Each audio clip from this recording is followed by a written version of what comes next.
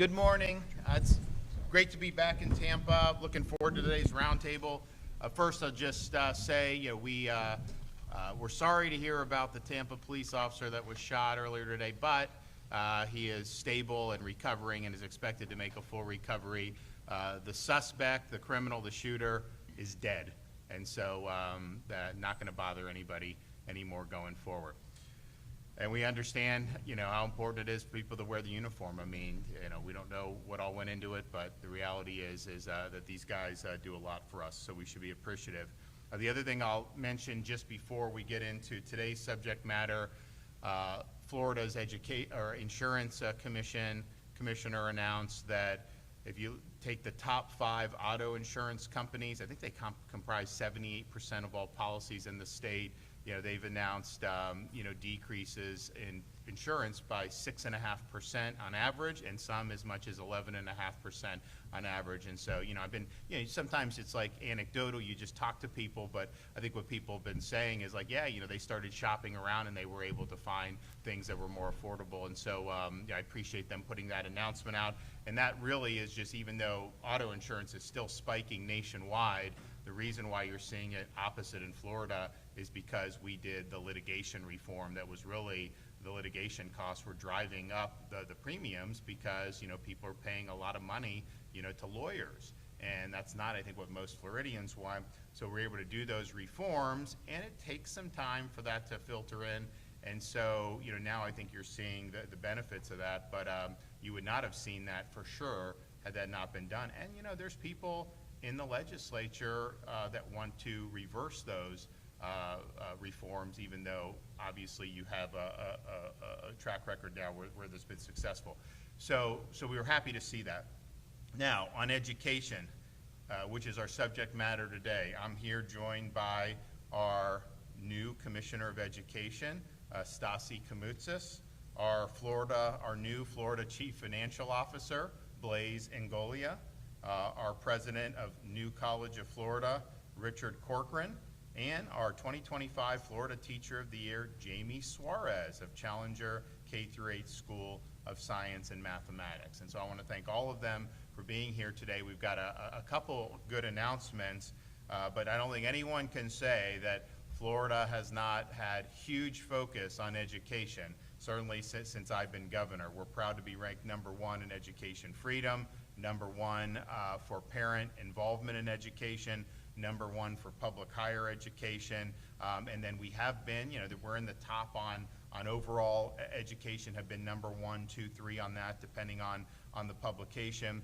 We've really stood up for the rights of parents to direct the education and upbringing of their kids. We've empowered parents to make sure that they know that the curriculum is sound and in accordance with state standards. We want our kids to learn to add and subtract and learn how to read and write and all the basic stuff.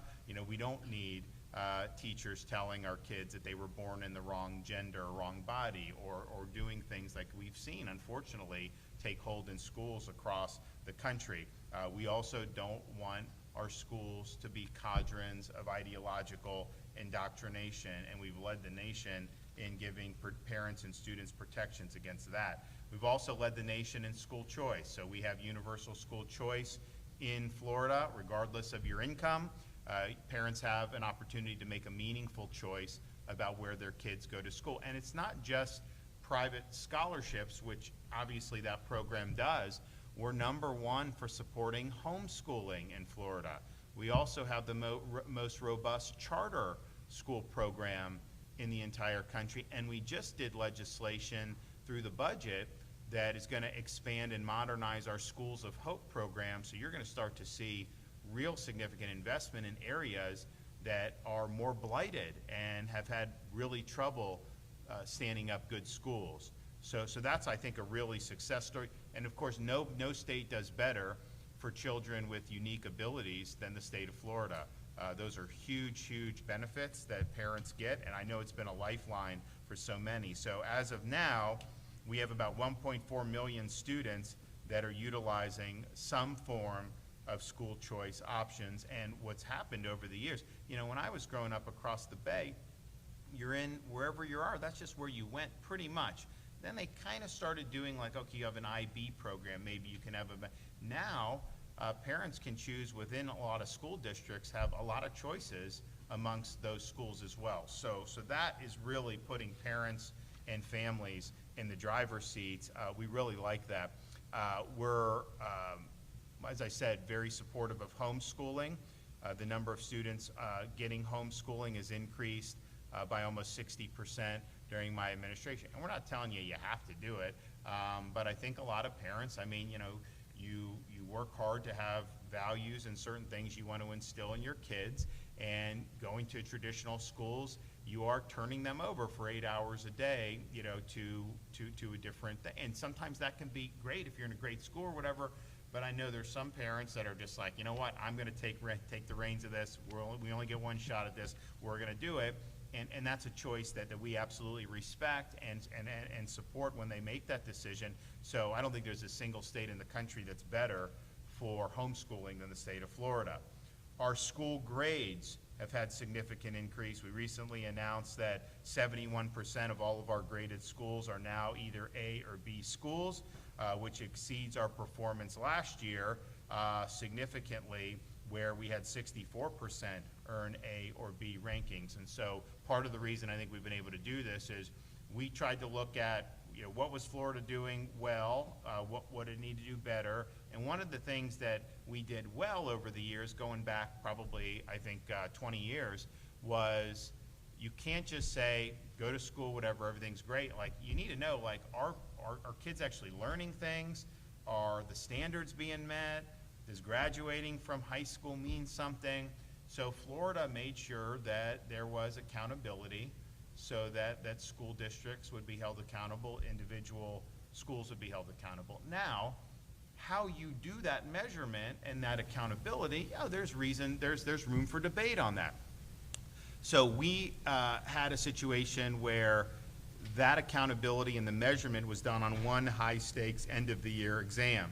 And it was interesting because, you know, Richard was our education commissioner my first term as governor, and he would tell me, like, oh, you know, last few weeks is all just about preparing for the exam. And I'm like, well, like, I remember being a student, when you cram for an exam and then you take it, then you forget it really right after that. That's just kind of how it works. So, and then if you don't do well on the exam, you're on summer vacation. So how is anyone going to be able to do remediation? So Richard really helped lead on the innovation of why, instead of doing one end of year test, why don't we do progress monitoring, where you have periodic assessments throughout the school year, not as high stakes, but important, and then you can have remediation if the student isn't doing well. The parent can be informed, the teacher can do things. And so that has been something where we've seen it work really significantly. And I think, and both Stassi and Richard can chime in if they disagree,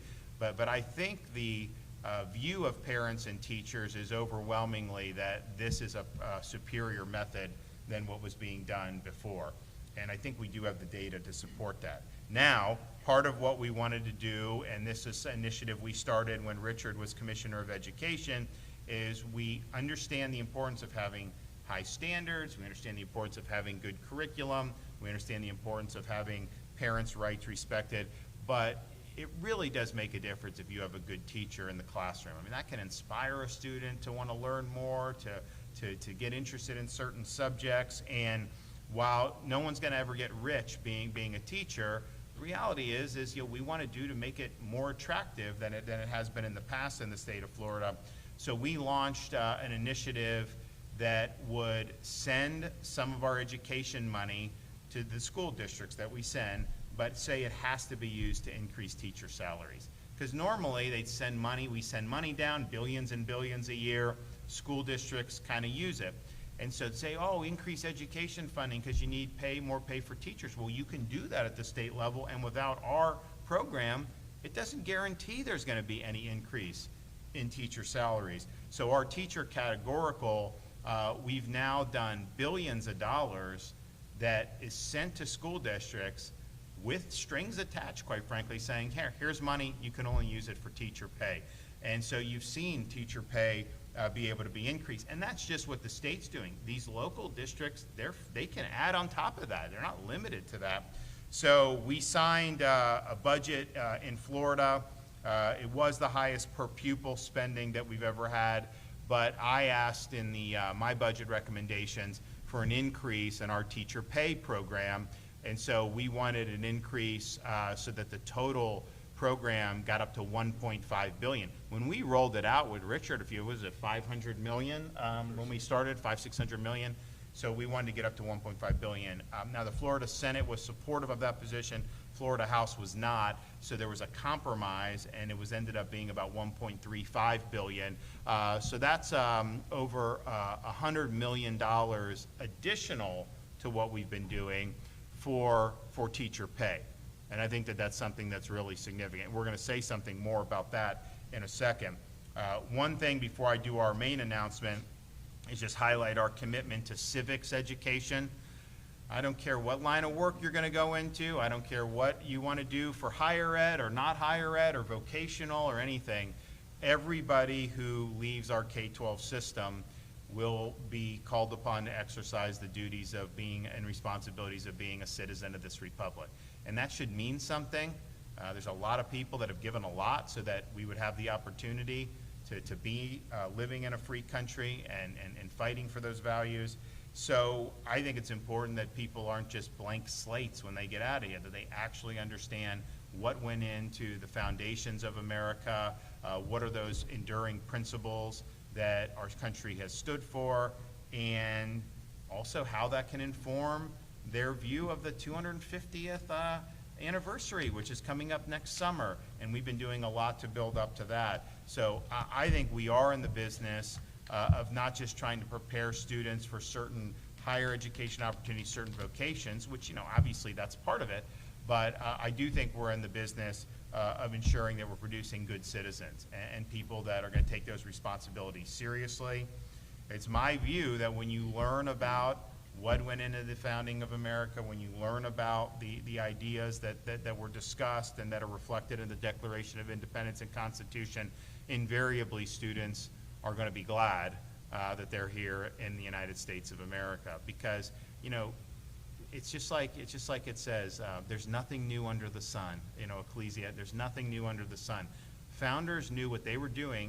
1787, 1788, those debates till now. There's been a lot of technological change. There's been a lot of things that have happened, but really human nature has not changed. The relationship between individuals and the government, the source of rights, hasn't changed. And so they studied the whole backdrop of human history. They studied every republic. They studied the monarchies. They studied all this, and they put a stake in the ground about, hey, here are the core principles. Our rights don't come from government. They're endowed by our Creator. You create government to protect the rights you already possess. You understand government has a tendency to run amok, so you have to build checks and balances within those systems of separated powers. And there's really nothing, there's not many insights that they missed, because ultimately they were talking about, how can people live in a free society and pursue their dreams and make the most of their God-given talents. And those underlying principles really don't change.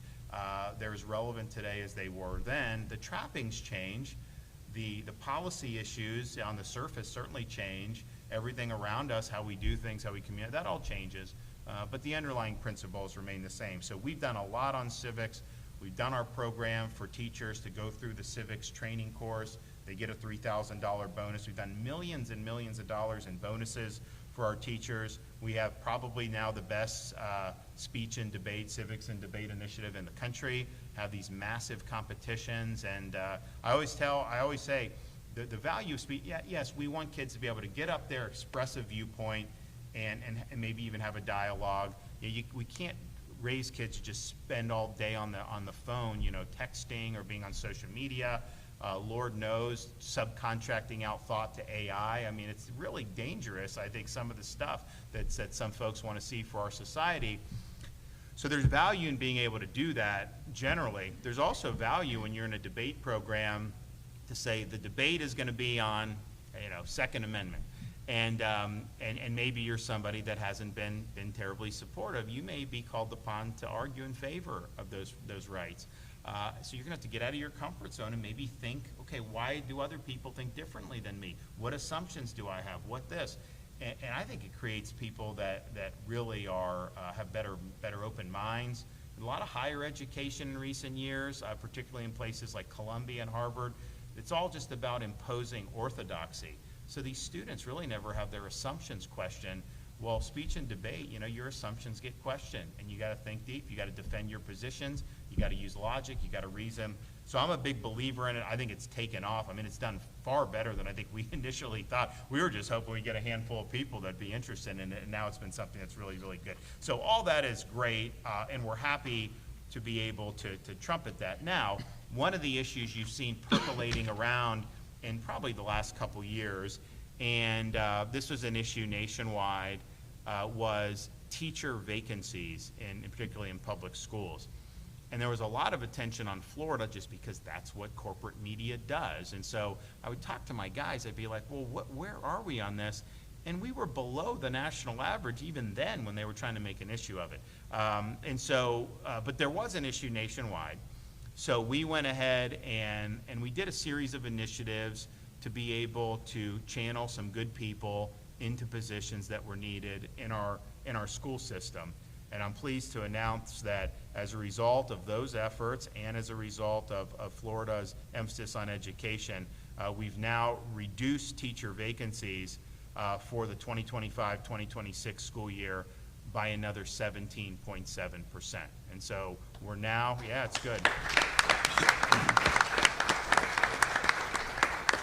So just in the last 2 years, if you look at all the vacancies 2 years ago, we've now filled 30% of those.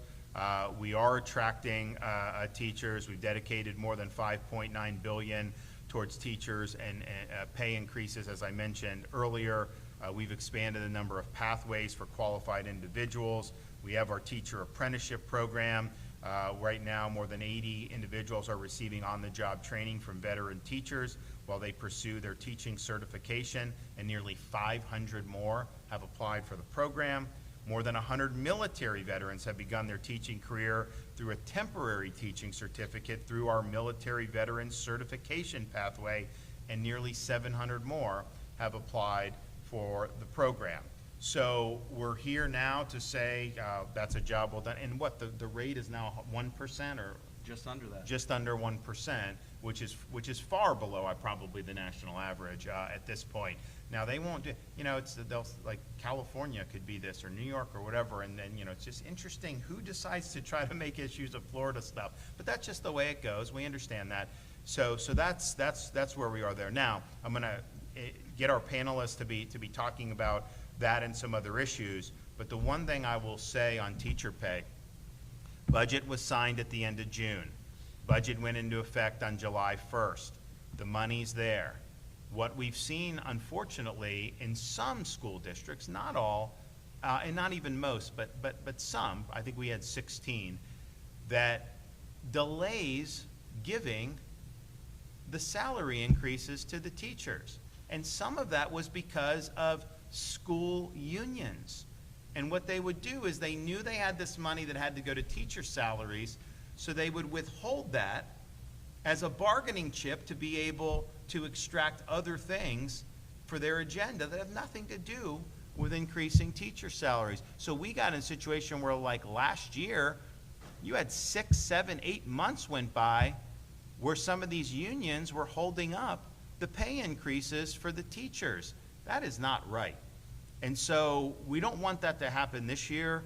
It's important to get these pay increases out the door now, especially leading into holidays. People need to have the resources. It's an important time of year to be able to do that. So we, and Commissioner Koumoutsas is going to be all over this. We're going to be monitoring who is stepping up to get the money in teachers' pocket and who is dragging their feet. But and some of these folks are going to say a little bit more about these unions. But, you know, they just had a big conference with the main teachers union nationally. I think it's American Federation of Teachers or one of them. And the stuff that they're doing these resolutions to adopt positions on whatever the trendy left-wing policy is. That has nothing to do with educating the kids.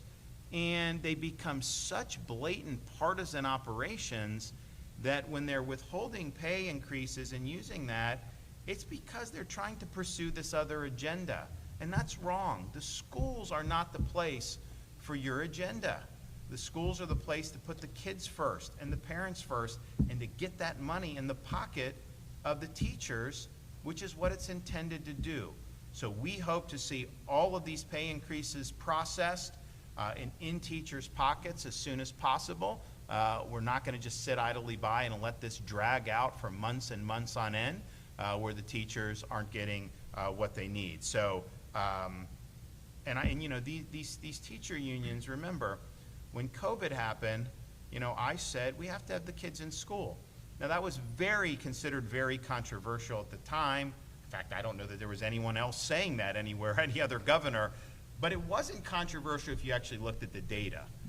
If you got rid of the hysteria, if you ignored the media narratives, if you ignored the hysteria, if you ignored all that, and if you just focused on the data, it was obvious way back in the spring or summer 2020 when we were doing this, that we needed to have kids in school. And it was interesting, most of the teachers wanted to be back because they took pride in their role in these kids' lives. And it's like, okay, if kids can just sit on the couch and watch Zoom, then, why do we have all these schools and stuff? Of course it's not as good. Of course you're not going to be able to do that. So we really said that. I remember Richard and we rolled that out, and oh my gosh, you would have thought that we were, it was, but the union opposed us. They sued us to try to lock kids out of school. If they had their way, they would have left the kids out of school indefinitely. And in some of the places where they run the show, they were locked out a long time in some of these places. And so, they would do these stunts like Richard's office. Richard, he had the biggest building, Stasi has it now in Tallahassee, the Department of Education building. First of all, you guys don't need that building that size, and they know that, and that's why we're doging state agencies in addition to local governments. And that was built long before I was there. But they would do these stunts where they would bring hearses and coffins and put them in front of the Department of Education because they were trying to tell people, if you open school, all your kids are going to die. That's what they were trying to tell parents. And that was not justifiable. There was no data to suggest that. But that was the type of hysteria that was going on. And so, when that happened, I think a lot of people around the country saw these school unions for how partisan they've become. And I kind of knew that before, but I don't know that it was as wide. And then you say, okay, who's fighting against your kid being able to get an education? It was those groups. And then come to find out, they've indulged on all these really, really strident leftist policies as if that should be what education is about. And so when I see them, slow walking pay increases, honestly, it's disappointing, but unfortunately it's not surprising. So we can do better. We need to get that money out. And I'm really, really excited about the ability for the teachers to get that. And we'll come back for more next year when the legislature comes back in. As I said, I asked for more than what was eventually gotten. I think we can do better, and we're going to push to do better. Now, all right, so we're going to start with our Commissioner of Education now, Stasi Koumoutsas. Curriculum. It's really important to have strong curriculum. And I'll tell you, we started doing the reviews of these textbooks, and some of the nonsense they were trying to jam in there, it's just appalling to see what's going on. Now, we have a big enough school system, we're kind of the 800-pound gorilla. If we say no to a textbook, they've got to fix it because the order would just be too big. So these guys, the department under Richard, under Manny Diaz, and under, they've had to go through, and some of this stuff is just blatant that they're putting in there. And it's total activism. So they've had to do that. We've seen across the country ridiculous things being jammed into school libraries, pornographic books, unfortunately, being jammed into school libraries. And I'm just thinking to myself, why is that something that any parent would want? And the reality is no parents want it. So you got to have, one, parents have the wherewithal and the ability to go in and police this and bring it up. Then you also have to have folks in the commissioner's office who are willing to do something about it. So Where are we on the curriculum front, and how are we leading on that? Thank you, Governor, and it's great to be here in Hillsborough County at the Hillsborough Academy of Math and Science. Thank you so much for hosting us. What a prestigious panel I'm on, but especially to be joined here with Jamie Suarez, our Teacher of the Year, who did a phenomenal job of representing educators this year. I've heard so much feedback throughout the state of the great work that she's been doing, connecting with teachers, and sharing what actually happens in Tallahassee. So appreciate you being here, Jamie. Governor, because of your leadership, Florida has absolutely been a model to the nation when it comes to curriculum, whether it's our robust standards, whether it's the instructional materials that go through a very thorough process, as you just identified. Florida has led the nation in ensuring that we are prioritizing an education over indoctrination. But what you have seen at the teachers union at the national level over the past few years has been very concerning. For example, last year, 4th of July, as we were all celebrating with our families our nation's founding, you had the teachers union that same week hosting a conference. The NEA starts putting out these agenda items. Some of them are supporting these pro-Hamas terrorist agendas. Some of them are supporting open borders. They're supporting, social unrest, labor strikes. The list goes on. It's pure ideology. And then we saw what was unraveled this year around the same time through the American Federation of Teachers and Randy Weingarten, where there were resolutions that went forward. And some of these resolutions, as you look at them, it's very concerning what's being pushed at the national level. The push of pronouns in schools, the push of boys playing in female sports, pushing boys entering female locker rooms or female bathrooms. Even this climate change crisis that was peddled and cited by the teachers union and this new partnership with what I call the Woke Economic Forum, not the World Economic Forum, who's pushing an agenda that now they're going to start creating a national curriculum to be imposed on our students. That's just totally inappropriate, and it's not going to happen here in the state of Florida. I'm proud that not only over the years have we ensured that we've built out the most robust state standards and ensured that our textbooks reflect what is age and developmentally appropriate for our students, but also this year, I know you signed an appropriation for $3 million to create essentially a statewide curriculum for English language arts beginning in grades kindergarten through 2nd grade. And that's a big deal because we know that literacy achievement by 3rd grade definitely impacts the trajectory of a child's life. And so I appreciate your leadership on that, but I know the districts are excited for when the curriculum is developed because it'll be at a much affordable rate for those districts. And so Florida continues to lead. Don't take my word for it. The governor was citing some of the crazy examples that we came across in textbooks. Let's talk about social studies. When we came across an example in kindergarten textbooks that talked about Colin Kaepernick, who was kneeling for the national anthem. Now, do you think that's age and developmentally appropriate for a kindergarten child to be taught our history and focus on the activism that's taking place where most folks would say is extremely disrespectful to this country's founding? And so that's the kind of stuff that we've seen where we've ensured is not taking place in our schools. And so I appreciate your leadership on this issue, and that's why Florida continues to be a model for the nation. So thank you, Governor.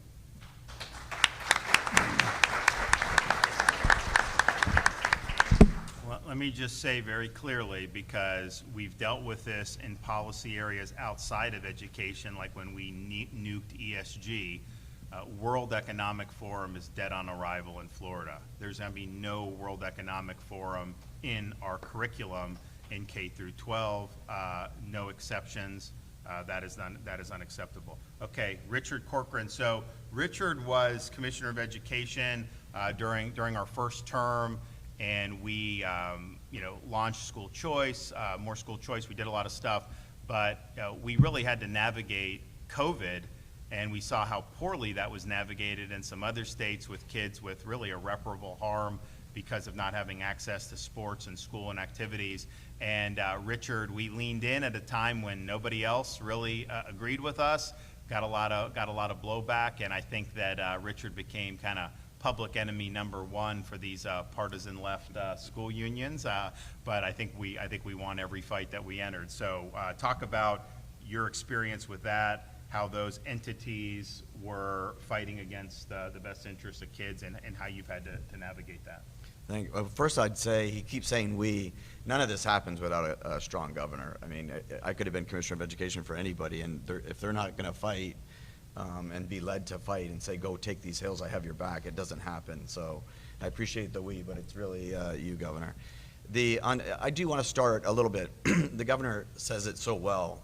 He's even written a book about it. But, I think we have to go to the root cause, like what's the philosophy, what's the purpose of education? And for the history of mankind that the governor talked about, these enduring questions, these enduring histories that have been taught for centuries still exist today and still are relevant today. And the purpose of education during that time when we create Galileos and Newtons, I don't care if it's science, math, English, literature, art, all went to the fact that we, as the governor says, education exists to raise up great citizens and great people. And it is what makes us distinctly human. And when you get away from that and you say, okay, it's about getting a job, that's a byproduct of a great education. If you have a great education, you will always be employed. You will be taught humility. You'll be taught empathy. You'll be taught critical thinking. And those things lead to employment. And we just get away from it. And to the point of the World Economic Forum, it really is, their whole idea of an international curriculum, and you look at it, it's about work, jobs, creating these widget makers so that, and it's all about the workers. If we can, the workers, and we get good workers, and the workers do good things, and they'll be, and all of that sounds really, really familiar. It's called Karl Marx. He wrote a whole book about it, and it's really their World Economic, I think they call it Technology 4.0, or but it's really Marxism 2.0. It's massively failed, and it'll fail again. And it's led by billionaire elites who just want the proletariat recreated for their own benefit. And it's almost evil. It's a strong statement, but it really is. And it's been borne out that way for centuries. And you saw that same thing with the teachers union. What we need is to have students graduate from high school, have a world-class education, be taught what it means to be a great citizen and achieve in the world. And the number one entity for the last 60, 70 years who has done everything they can to stop that, and we're not talking random, opinion. These are factual things that we can go through over and over and over as the teachers union. I always say the greatest threat, it's not, Putin's Russia, it's not China, it's not radical jihadism, it's education in America in massive decline. When you look at our NAEP scores, guess who did well on NAEP scores because they opened up schools? Florida and Governor DeSantis. Every other state pretty much has a declining NAEP scores in the basics of English and math. They measure it by proficiency. 60+% of students in America, the rest of America, 60+% aren't proficient under the NAEP exam. And the people who are getting lost the most are your low-income earners, your people who are already struggling. Those are the students that are getting lost the most. And here's the perfect factual examples of why the teachers union is leading that charge. It's not, to Commissioner's point, all they care about is gender dysphoria or whatever, all these issues, while we're at that 60% threshold. We had a program where we said if you're a low-income student, you're struggling in school, and when the governor got elected, there were schools in Florida that were F. When you dropped your child off as a 5th grader in kindergarten, it was an F school. They went through 1st, 2nd, 3rd, all the way through 12th grade, and the entire time they were in that school, it was an F school. We might as well have just given the parents in kindergarten, here's a money-back guarantee, your child is going to be somewhere functionally illiterate and is going to struggle the rest of their lives. That's how bad it was. So we created a program that said, okay, if you're in that situation, you can go to a school of your choice, who sued to say poor, low-performing, low-economic students should not have that opportunity, and tried to stop it was the teachers union. I mean, and I said that lawsuit was the height of evil. It's just the worst of the worst. And it's the same thing the governor mentioned with opening schools. Who in all of these studies, and even the head of the teachers union, Randy Weingarten, now she comes out and she says, you know what, we led the charge to open schools. Literally. She literally says that. And I think the governor said at a press conference, well, it's interesting, Randy, that you say that, because in July of 2020, we pretty much remember the lawsuit you filed to shut us down and failed. But literally, this is how they reinvent the wheel. But she literally did that. And who got lost, who's suffering the most, are your low-income struggling students. Those are the ones that are dropping exponentially in the NAEP. And it's all led by a teachers union. They really, really do need to be stopped. And you've led the charge, whether it's the legislation to the anti-union legislation, and just fighting on all those things that really do matter. Curriculum, are we really teaching kids how to be great citizens, and what makes them distinctly human? All of those things have been done in this 7 years, Governor. But with you have an advocate here. The teachers union needs to be stopped, and what they're advocating for is ultimately the destruction of a wonderful country that we're about to celebrate the 250th anniversary of. Yeah, I mean, I wonder if parents looked at these resolutions that these national unions have been cranking out and just, you know, spent 15 minutes reading even just the top lines. I think a lot of them would be like, whoa. I know some people have kind of gotten on to the really sharply partisan agenda. I mean, they're basically like, you know, this New York City mayor candidate is like, that's his views that are reflected in these national school unions. And I'm just thinking to myself, it's just preposterous that would be the case. Okay, Blaise Ingoglia is the chief financial officer of Florida for what, the last week now. It was a vacancy. I appointed him. He was a senator in Florida, north of here. In Hernando County. He was also a state rep, and so he's carried some pretty significant legislation, really across a wide variety of issues, election integrity, against illegal immigration, but also protecting the paychecks of teachers vis-a-vis any type of union dues. And so in Florida, no automatic deduction for dues for school unions. And so if you want to do it, you can do it. It is in Florida's constitution that you can do these. I mean, there's a lot of people that said that you know, some of these public sector don't make as much sense, but the reality is that was reflected there many decades ago. So you do, but you can do voluntarily, write a check, do what you want to do on your own, but no automatic deductions. And the reason why is because what they would do is they'd say, hey, you got to sign this authorization. There's a lot of pressure to sign the authorization for the automatic deduction. And so what we found is, and since that reform has been, you know, the number of teachers that have opted to do that have plummeted. And I think for good reason. I mean, these are groups that are literally some of them holding back the pay increases to try to leverage for other parts of their agenda. They've got national unions that are basically just going woke ideology across the board and trying to inject that into schools. So you could see why a teacher who didn't get into it for that and just wants to do well for kids maybe would rather have that money in the pocket, especially when we've been delivering pay increases year after year since I've been governor. And so that's really increased freedom for them to be able to make those decisions. And so, Blaise, you want to talk about that and anything else regarding this subject? Floor is yours. Sure. Thank you, Governor. I do want to echo the other comments that we would not be here in this state, and particularly on the big issues of the day when it comes to education, without the leadership of Ron DeSantis. He has a very good compass and always trying to do what is right. And then, you know, offers solutions to make sure that we as a community, as a state, continue to lead on these issues. So thank you for that. I would be remiss if I did not announce something. I've been the CFO for a little bit over a week. I'm also serving as a state fire marshal. We had a death in Lucie County last week. And just last night, Governor, I found out late last night that there was another firefighter death in Dixie County. So I think I can speak on behalf of all of us that our hearts and prayers go out to those families, and we are with you. They are hometown heroes, along with our police and our fire.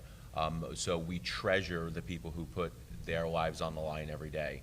But there's also another form of hometown hero that I respect very, very much, and that is the teacher in the classroom trying to do what they are trying to do to make sure that they are protecting our future generations. And so much that every year, and if you go on Facebook or Instagram, I literally hand sign tens of thousands of letters in my district thanking the teachers for what they do. And I hand sign them all. There's no auto pen, Biden auto pen. I do it myself because I want to show people that I actually care about what they do. And the caring is what brought us to the piece of legislation that I put forward with the help of Governor's leadership. So even though I have always been sort of like a financial tax and spend, while protecting taxpayer, you know, looking at the P&Ls and balance sheets and trying to make government more lean and accountable, I've always, as a state senator, state representative, I listened to everyone, and I started getting a bunch of emails from principals and teachers, boots on the ground in the classroom, started telling me about some of the things that they were being asked to teach by the teachers' unions inside their classrooms, and they were conflicted. This was against what they were always taught that they should be doing in the classrooms, and against what they just truly believed, and they were being forced upon. And I will tell you, some of the stuff that was given to me in forms of email with direct links to some of the union websites where they had, you know, pages and pages of resources of things that they should be teaching. And I see there must be a lot of teachers. I see a lot of yeses going on in here seeing this stuff also. And I'm sitting there and I'm like, how did we get to this point? And then we started investigating, along with the governor's leadership, just how the unions operate, what they do in the classroom, and how that seeps into our minds of our most vulnerable in society, our children that are in the classroom, because they are very impressionable. And some of the things I started learning from them in conversations was, you know, I can't remember the last time I saw my union rep. And I was like, wait a minute, you don't even talk to you. Well, no, it's automatically deducted out of our paycheck. They don't feel a need to come around and prove their self-worth anymore. It's sort of automatic. And I said, well, that just seems problematic to me. I mean, if I had a union rep, I would want to, I know in the old days, my father used to have this conversation with me. They used to drop by the shop, and they used to hand them a check, and this was the union dues, and it was a forced conversation to talk about things that were going on. That doesn't exist anymore. Then I started looking at some of the data and started realizing that the way they choose union membership, and these are the union membership, leadership, excuse me, that unfortunately pushes some of the stuff on the teachers and sort of bullies them into doing this stuff in the classroom. The way they chose this, it was like, they had such a low bar. It was like they had to have 50% cooperation, and then they would only get 40%, and then 50% of the 40%, which is 20%, would choose union leadership, and then they would go and collective bargain on their behalf. So I just found that super disproportionate and problematic, where you had this small subset of the teachers' unions who were electing, in my opinion, a lot of leftists that were then going negotiating on their behalf, telling teachers that they weren't getting the money in the classroom that they were supposed to be getting, which is absolutely false, because under this governor there has been this historic investment in education in the state of Florida. In fact, it became a game. I would hear stories all the time how teachers were being told that they have no money for raises, when there was a pot of money sitting there just waiting to be divvied out in terms of collective bargaining and unions and the districts. And then they tell the teachers to go to the students in the classroom and tell their parents that they have to do fund drives and raise money because they had no money, which is just absolutely not true. I will tell you right now, there's more than enough money to keep on giving teachers raises and cut the administrative costs. But we reformed all that to say, no, from now on, you are not allowed to automatically deduct it. The government is not going to do that for you. You are going to have to have a forced conversation with teachers, union members, and start talking to them about the things that are important. It's a way to hold the union leadership accountable. Another thing is we raised the threshold where you had to have at least 60% mandatory participation, and then at least half of that participation in order to choose the union members. Because it is important that if you are going to represent, like I said before, our hometown heroes, that they should be representing not just one ideology. You're there to bargain and present on behalf of all the teachers. So with that, I appreciate your leadership on this issue. We continue to make strides in education. We will not stop, and just know that we value the hometown heroes inside our classroom. Great. Well, thanks, Blaise, and appreciate how you've hit the ground running as CFO. So Jamie Suarez, 2025 Teacher of the Year. We just actually named the one for 2026, and so they had the education conference. All the counties or all the districts were able to put in their nominee, and all of them got $10,000 bonus.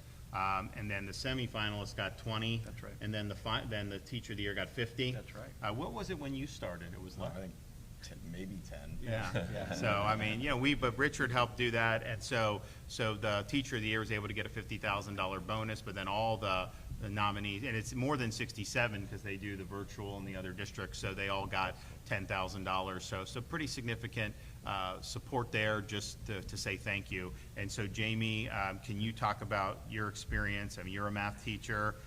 But also just the idea of, because sometimes people say Florida doesn't give money for teacher pay or teacher increases, even though you can look at every budget for how many years and see differently. Thank you, Governor. My name is Jamie Suarez, and I teach middle school math at Challenger K-8 in Hernando County. And I can tell you I am very blessed to work in a state where teacher salaries are prioritized. To go back to 2020, when Governor DeSantis first raised teacher salaries, we were raising the starting teacher salary, which was great. The idea was to bring in teachers and attract teachers into the profession. Obviously, that has worked. However, at that time, I was a veteran teacher. So what those raises meant for me was that I wasn't going to see a raise that year. And I just remember talking to my family and just saying that, you know, not only am I not seeing a raise this year, but this also means that I won't see another raise for about 4 or 5 more years. I've been teaching for 18 years, and typically raises, when we get them, we get a bump in pay that's about to the tune of $500. And then about every 4 or 5 years later, we'll see a significant increase in our salary. Well, I can tell you I've never been more happy to be wrong about something because our governor for the next few years continued to raise teacher pay. My own salary has gone up over the last 4 years at $10,000. That is huge. That's the largest increase I have had to my salary in the 18 years that I have been teaching. So I'm thankful that we have a governor that prioritizes raising teacher salaries. This past year, I was out of the classroom and I was able to travel and just get into all of the other counties. And several of the counties that I visited, it was in December, so it was about Christmas time. And we were talking about teacher salaries, and a lot of them were echoing that they had still not seen those increases in pay this year, even though we know that we did get that salary bump. And that saddened me because, you know, here it is Christmas time. A lot of these teachers are their moms, their dads. They have children. I know I have a 16-year-old and a 13-year-old. I can tell you those Christmas wish lists, they don't get cheaper as the kids get older. My daughter actually created a PowerPoint this year to showcase what she was asking for. So my heart went out to some of these teachers who just had not received that increase in pay here at Christmas time. So I'm thankful for a governor that not only prioritizes the increases in pay, but also getting the money into the hands of teachers as quickly as possible. So thank you, Governor. Great. Well, thanks for all your hard work. And yeah, we did. I mean, we definitely did. I think the first year we did hundreds of millions in Best and Brightest. Mm-hmm. Then we did our teacher categorical. During COVID, we did $1,000 bonuses for all principals and all K-12 teachers and charter, not just the school districts. And then, of course, our teacher pay program has continued to build and build. And yeah, you know, we obviously wanted to raise the average minimum salary just because it's recruit and retain. And so you got to do both.